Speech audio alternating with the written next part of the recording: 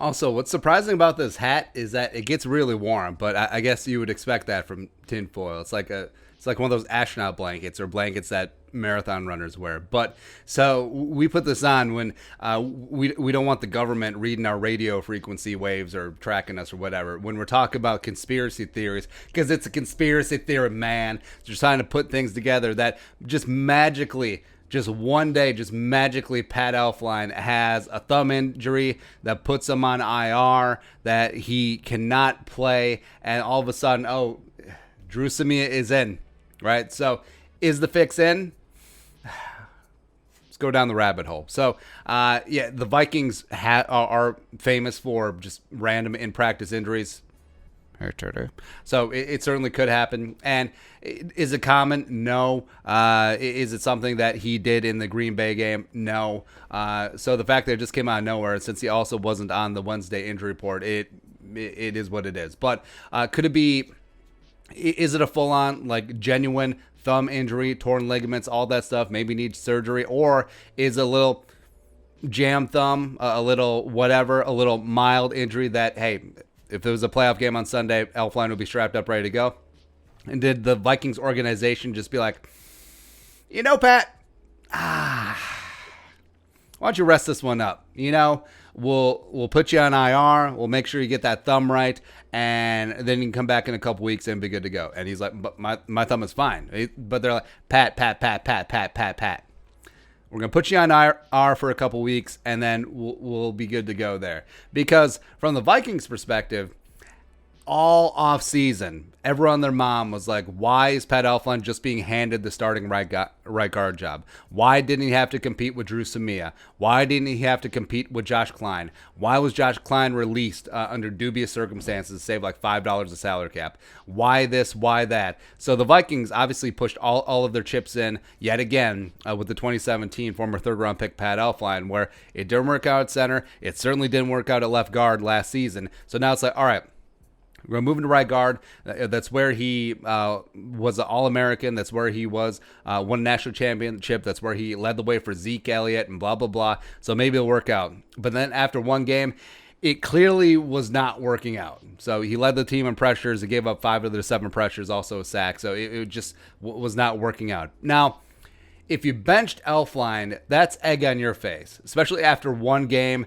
that quick hook. I mean, it's the right decision, but the rashness and the quickness of the decision, you also get some blowback on that. It's like when the Vikings, you shouldn't have drafted Daniel Carlson in the 5th round because Kai Forbath was perfectly fine. Also, you probably shouldn't have cut Daniel Carlson after 2 weeks because you just lit a 5th round draft pick on fire. And then Daniel Carlson, last week was AFC Special Teams Player of the Week because coaching. Yeah.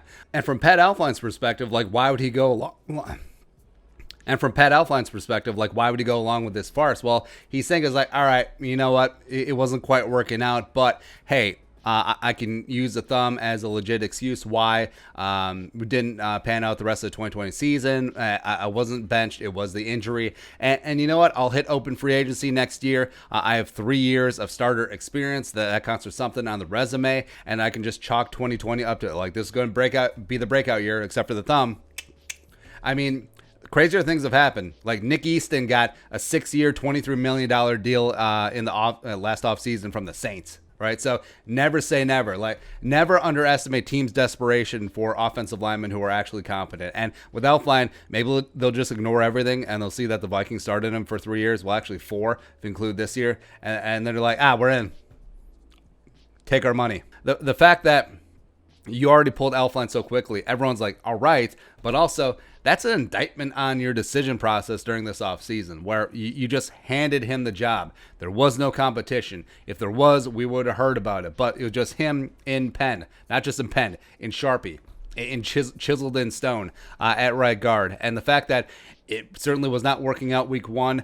He was a liability for Brian O'Neill at right tackle as well. Certainly wasn't helping out Garrett Bradbury. So now you're just like, So never let a good crisis go to waste, right? So you're using this full-on conspiracy. Or this is all hypothetically. And you know what? He's got this little minor injury. It's a thumb. You know, maybe it's bad, maybe it's not. And it's like, all right, so we're going to go on IR. we'll miss at minimum 3 weeks.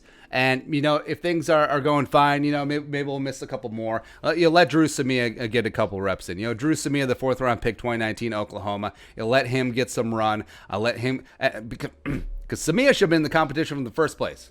Right? Because after the Vikings cut Josh Klein, everyone thought, all right, is Drew Samia time? It is a natural progression of things. They can't possibly just hand Pat Elflein that starting right guard job. At least it's going to be a competition. 65-73.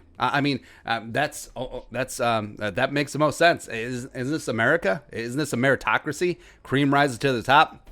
But then I think the Vikings may have maybe we erred here. And no, I don't think that it's as extreme as Zimmer running around with a tack hammer, just like, hey, your thumb hurts, huh? Nah, probably not to that effect. But could two things be true at once? Was the injury legit? Yes. Was it IR worthy? I don't know. Yeah, but it is fun to play with. Conspiracy, man. But either way, Elflein. I want Elflein to be straight up bench. You never wish injury upon anyone. But Samia is in. So now, hopefully, they'll suture up the Vikings offensive line. And woo, we'll go from there. Now, if only Drew Samia can play cornerback. All right, so your thoughts. It's conspiracy, man. Let us know in the comment section below. Subscribe for daily Vikings takes. Want to support that work? Pull us on the Venmo. But until next time, Skol, production value.